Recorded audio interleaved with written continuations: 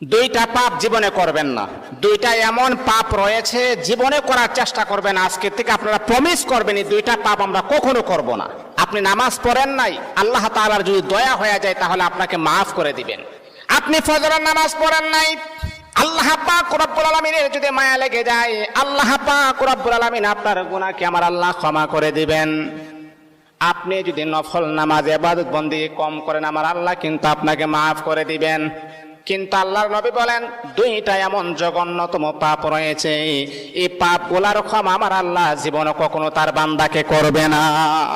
দুইটা পাপ এমন জঘন্যতম পাপ, এগুলা করা যাবে না। এক নাম্বার হচ্ছে অন্যের হক নষ্ট করা। অন্যের হক কখনো নষ্ট করবেন না। আজকে নিজের ভাই বোনের হক নষ্ট করে দেয়, অন্যের হক নষ্ট করা যাবে না। দুই নাম্বার হচ্ছে আল্লাহ পাক রব্বুল আলামিনের সাথে শিরিক করা। যদি কোনো বান্দা আল্লাহ পাকের সাথে শিরিক করেন, আমার আল্লাহ